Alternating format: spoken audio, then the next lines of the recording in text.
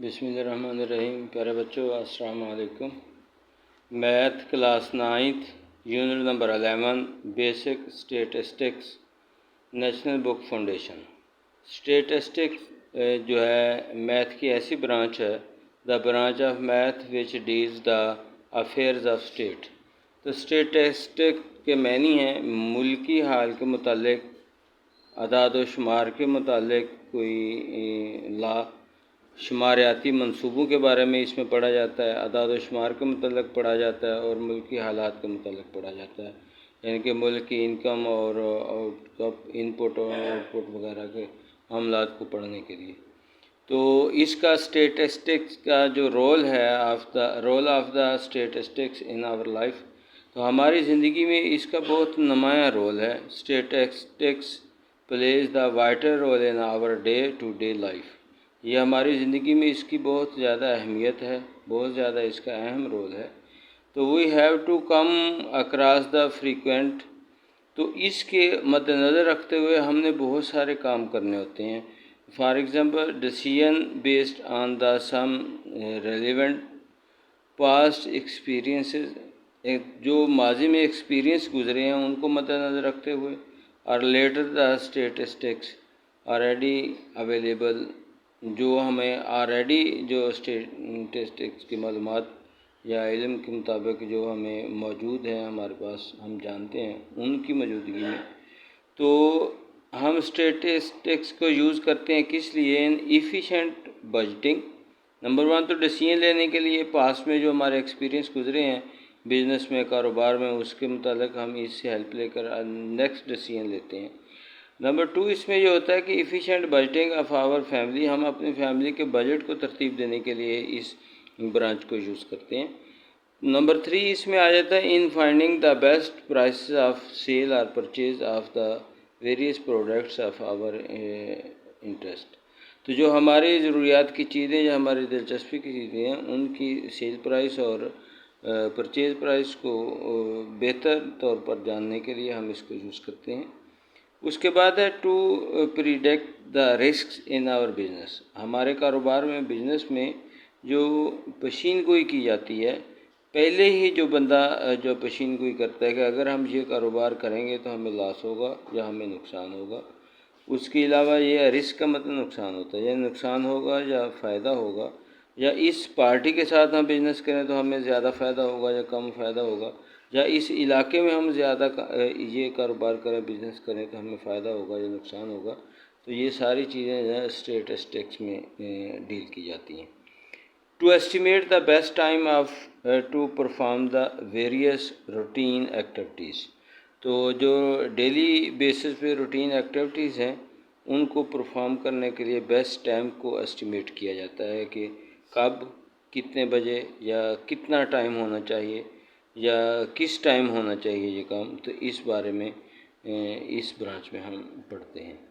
तो प्रोबेबिलिटी भी इसी ब्रांच का हिस्सा है। तो प्रोबेबिलिटी जो है इसका मतलब होता है to estimate the chance of failure और success in of a project. तो प्रोबेबिलिटी का मतलब होता है कि अगर आप कोई भी प्रोजेक्ट लगाना चाहते हैं, कोई काम करना चाहते हैं, तो उसमें फेल होने के चांसेस कितने हैं और उसमें सक्सेस होने के, कामयाब होने के चांसेस कितने हैं। तो इस ब्रांच में हम वो भी डील करते हैं।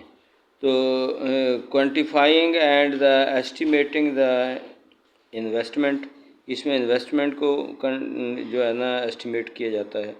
And risk assessment in a project are very important for the financial planning. तो फाइनेंशियल प्लानिंग में एस्टिमेट लगाना कि कितना हम बिज़नेस में लगाएंगे तो हमें प्रॉफिट होगा, काम करना चलेगा, हमारा बिज़नेस चलेगा, या फिर उसमें रिस्क के बारे में सोचना कि अगर हम यहाँ ये काम करें या इस पार्टी के साथ करें या इस इलाके में करें या इस तरह का काम करें तो हमें इससे कितनी इन्वेस्टमेंट करनी होगी और उसके बाद हमें प्रॉफिट कितना होगा और नुकसान कितना होगा। तो ये comparison and the decision making होते हैं। हमने फैसला करना होता है या कंपैरिजन करके डिसीजन करना होता है। तो are done by the using the probability. तो ये प्रोबेबिलिटी को यूज़ करते हुए हमने ये डिसीजन करना होता है कि हमें यहाँ फेल होने के चांसेस क्या हैं और कामयाब होने के चांसेस क्या हैं। तो तो इस सबक में जो यूनिट नंबर 11 है, इसमें हम स्टार्ट लेते हैं फ्रीक्वेंसी से कि लफ्ज़ एक फ्रीक्वेंसी शुरू हो रहा है, यानी कि फ्रीक्वेंसी डिस्ट्रीब्यूशन है। तो फ्रीक्वेंसी, तो बेटे फ्रीक्वेंसी, इसमें फ्रीक्वेंसी के बारे में हम पढ़ेंगे। फ्रीक्वेंसी क्या होता है, कोई भी डाटा दिया हुआ है, हमें एक इंफॉर्मेशन दी हुई है, एक डाटा दिया हुआ है, उसमें कोई भी इंडिविजुअल नंबर कितनी बार रिपीट हो रहा है। The number of repetitions of an individual value in an group data, ungroup data, is called its frequency. यानी कि हमें ये एक डाटा दिया हुआ है 1 2 2 1 3, ये अरेंज नहीं है, तो अनग्रुप डाटा है। तो इसमें टोटल वैल्यूज़ हमने की हैं 15 हैं, 1 2 3 4 5 6 7 8 9 10 सो ऑन, 15 वैल्यूज़ हैं। तो इसमें ये नंबर हमने 2 कॉलम बना लिए हैं, इसको अरेंज कर रहे हैं। तो 1 2 3 4 5 6। अब 1 इस डाटा में कितनी बार है, 1 2 3 टाइम है, और 2 भी इसमें 3 टाइम है, और 3 इसमें हमने काउंट किया 1 2 3 4 5 टाइम है, 4 इसमें 1 टाइम है, और 5 इसमें 2 टाइम है, और 6 इसमें 1 टाइम है। ये नंबर है और ये इसकी फ्रीक्वेंसी है। तो कि किसी भी अनग्रुप डाटा को में से फ्रीक्वेंसी, यानी कि हर नंबर की फ्रीक्वेंसी हम फाइंड करेंगे। तो इसको अरेंज कर देना, डाटा को अरेंज करके हर नंबर की फ्रीक्वेंसी बता दें। वैसे हम अगर देखें तो हमें कंक्लूजन मुश्किल हो जाएगा करना कि ये एक नंबर कितनी बार है। अगर इस फॉर्म में लिखा हुआ हो तो फ़ौरन देखते ही हमें पता चलता है कि 1 3 टाइम है, 2 3 टाइम है, तो ये हमारे पास नंबर है और ये इसकी फ्रीक्वेंसी है। फ्रीक्वेंसी डिस्ट्रीब्यूशन कहते हैं जब हमें एक डाटा दिया हुआ है, उस डाटा को मैनेजेबल वे से लिखना, या उसको तरतीब देना, या उसको अंडरस्टैंडेबल बनाना, या एनालाइज करना, ये बहुत ज़रूरी होता है। तो किसी भी दिए गए डाटा को एक यूज़फुल रिज़ल्ट हासिल करने के लिए, उसको समझने के लिए, टू अंडरस्टैंड या एनालाइज करने के लिए, या to draw the useful results के लिए, तो हम एक मेथड यूज़ करते हैं, एक रिप्रेजेंटेशन यूज़ करते हैं। तो this useful representation of data can be made by the various methods, यानी कि ये जो हम रिप्रेजेंटेशन देते हैं वो मुख्तलिफ मेथड से हम उसको शो कर सकते हैं। इनमें सबसे अच्छा जो मेथड है ग्रुप मेथड है। तो group frequency distribution is one of the most important methods to represent the quantitative data. किसी भी क्वांटिटेटिव डाटा को रिप्रेजेंट करने के लिए एक बेहतरीन जो मेथड है वो ग्रुप फ्रीक्वेंसी डिस्ट्रीब्यूशन है, ग्रुप फ्रीक्वेंसी डिस्ट्रीब्यूशन। तो अब हम चलते हैं, डाटा होता क्या है। कहता है डाटा इंफॉर्मेशन होती हैं। Data is a collection of basic information. Data एक इब्तदाई मालूमात होती हैं किसी भी इवेंट्स के बारे में, किसी भी जो है ना हादसे के बारे में, या किसी भी किस्म का कोई भी काम हो रहा है, कहीं इवेंट्स हैं, तो उसके बारे में जो बेसिक मालूमात मिलती हैं उनको हम डाटा कहते हैं। अगर वो मालूमात हमें अनग्रुप फॉर्म में मिली हैं, उसको हम प्राइमरी डाटा कहते हैं। यानी कि ऐसी मालूमात जिन पर अभी कोई तस्दीक नहीं हुई, जिनको वेरीफाई नहीं किया गया, तो उसको हम रॉ डाटा कहते हैं। तो रॉ डाटा जो होता है अनग्रुप डाटा होता है। किसी भी इवेंट के बारे में गैर मुसद्दका, गैर तहकीक शुदा मालूमात के मजमूआ को हम डाटा कहते हैं, और उसको रॉ डाटा भी कहते हैं उस शॉर्ट टर्म में।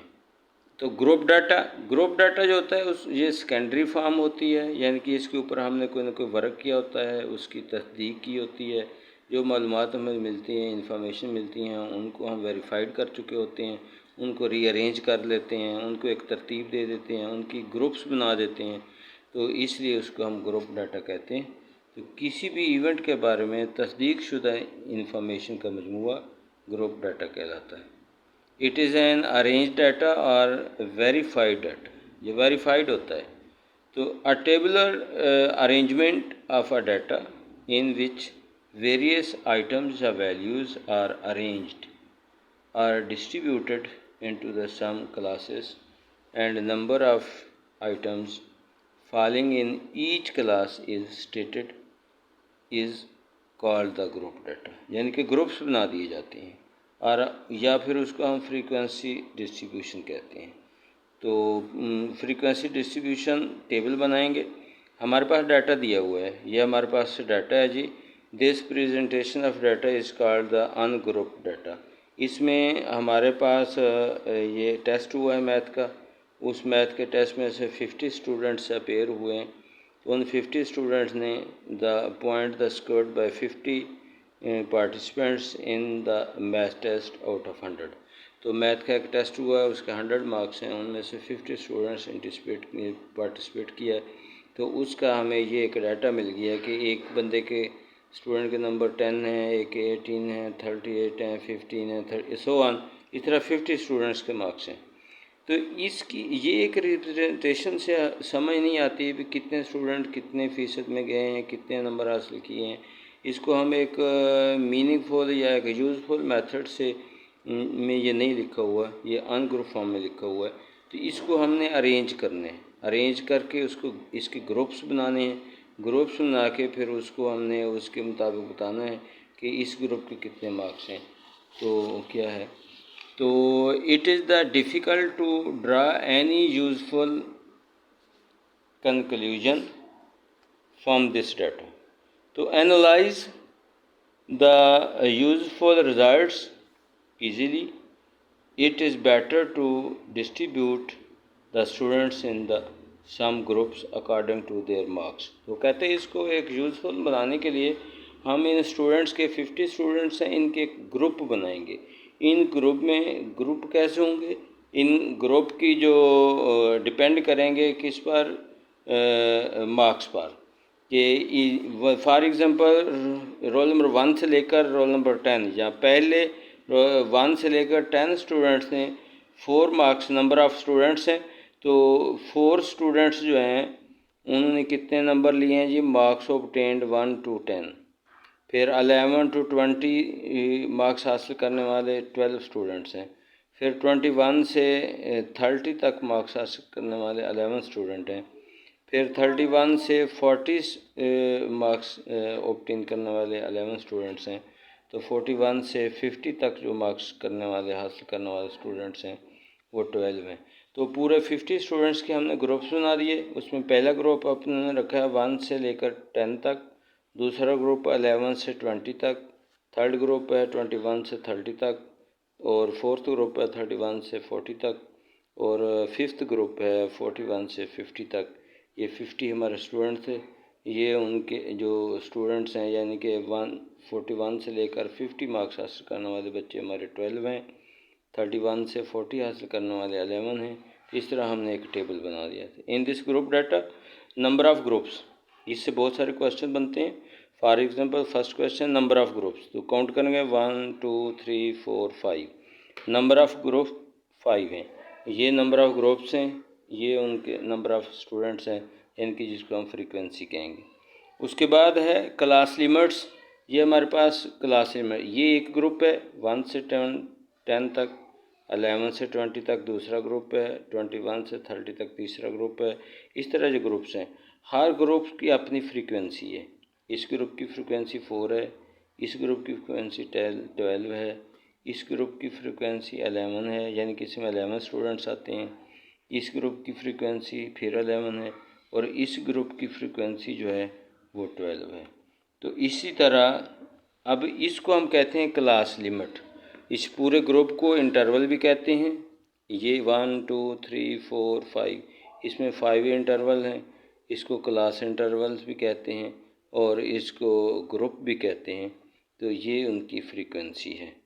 तो किसी भी ग्रुप और interval is the defined by the 2 numbers. कोई भी ग्रुप जो है या इंटरवल है उन 2 नंबर से डिफाइन करते हैं। For example 1 to 10, 11 to 20। तो ये एक ग्रुप है। इस जो पहली फिर 1 स्टार्ट जहाँ से होता है इसको हम कहते हैं लोअर लिमिट, इसको हम कहते हैं अपर लिमिट। इस ग्रुप की लोअर लिमिट 1 है, इस ग्रुप की अपर लिमिट 10 है। इस ग्रुप की लोअर लिमिट 11 है, अपर लिमिट 20 है। लोअर लिमिट 21 है, अपर लिमिट 30 है। 31 इसकी लोअर लिमिट है, 40 इसकी अपर लिमिट है। यानी कि लेफ़्ट साइड पे जो लिखे गए हैं वो लोअर लिमिट है, जहाँ से स्टार्ट होता है ग्रुप, और ग्रुप का जो एंड वाला नंबर है उसको हम कहते हैं उसकी अपर लिमिट है। तो ये लिमिट्स अगर ली जाएँ, क्लास लिमिट्स भी इनको कहते हैं, तो लिमिट्स अगर ली जाएँ तो ये लोअर लिमिट्स हैं सारी, और ये अपर लिमिट है। ये लीस्ट लोअर लिमिट है, सबसे छोटी लोअर लिमिट 1 है इसमें। और इसमें लीस्ट जो हाईएस्ट लोअर लिमिट है, यानी कि हैं तो लोअर लिमिट्स ही, लेकिन जो सबसे बड़ी लोअर लिमिट है वो 41 है। इसी तरह लीस्ट अपर लिमिट 10 है, और हाईएस्ट अपर लिमिट इसमें 50 है। तो इसमें मुख्तलिफ से क्वेश्चन पैदा होते हैं। तो फॉर एग्ज़ाम्पल कोई कह देता है जी the frequency of third group, तो हम गिनेंगे 1 2 3, ये थर्ड ग्रुप हमारा, इसकी फ्रीक्वेंसी 11 है। अगर हमें कह देता है ये फ्रीक्वेंसी ऑफ फिफ्थ ग्रुप, ये फिफ्थ ग्रुप है, इसकी फ्रीक्वेंसी 12 है। अगर हमसे क्वेश्चन किया जाता है कि लीस्ट फ्रीक्वेंसी कौन सी है, तो वो 4 है। तो ये हमारा लोअर लिमिट है, ये अपर लिमिट है। तो इसके मतलब जो है ना, लोअर लिमिट और अपर लिमिट मैंने अलग अलग भी किए हैं। ये 1 11 21 31 41 ये अलग लिख दिए हैं, ये लोअर लिमिट्स हैं, और ये 10 20 30 40 एंड 50 अपर लिमिट्स हैं।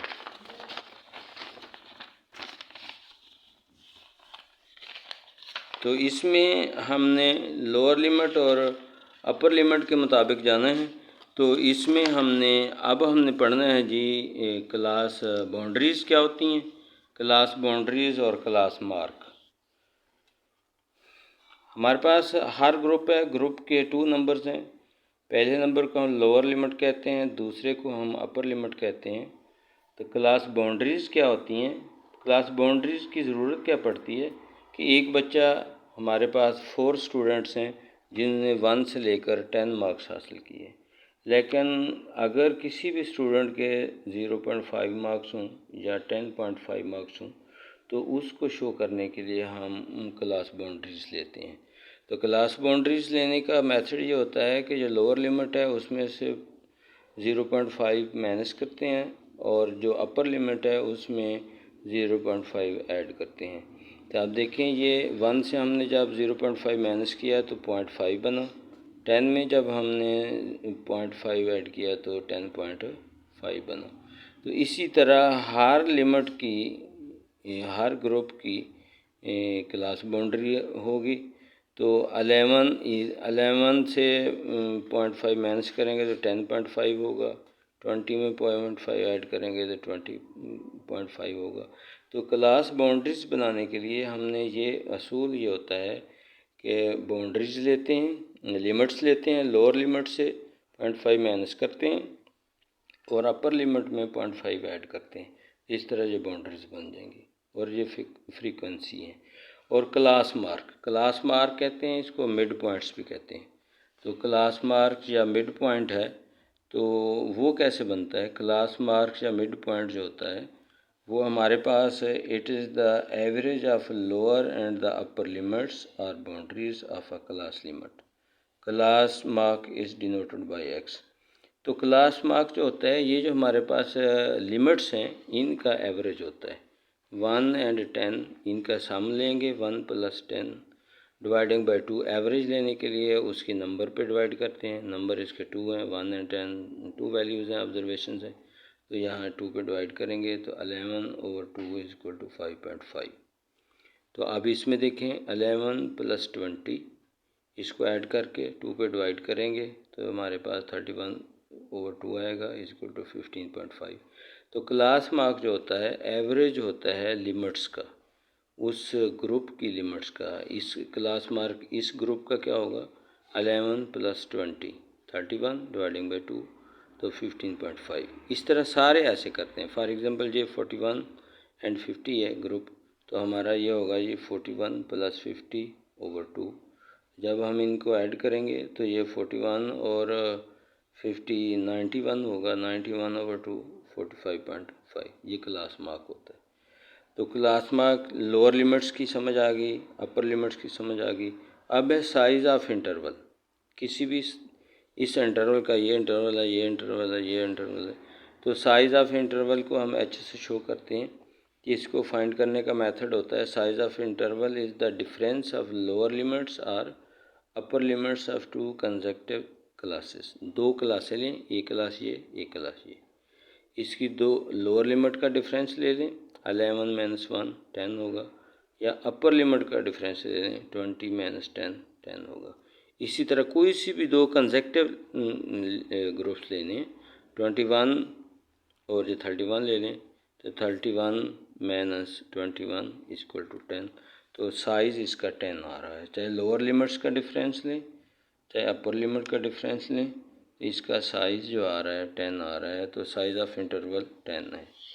क्लास मार्क हमने पढ़ा कि क्लास मार्क क्या होता है, एवरेज वैल्यू ऑफ लिमिट्स, किसी भी ग्रुप की लिमिट्स की एवरेज वैल्यू उसका क्लास मार्क होता है। ठीक है जी, क्लास मार्क। अब कम्युलेटिव फ्रीक्वेंसी की तरफ आते हैं। कम्युलेटिव फ्रीक्वेंसी क्या होती है, sum of the frequency of a class and the frequencies of all preceding classes is called the cumulative frequency।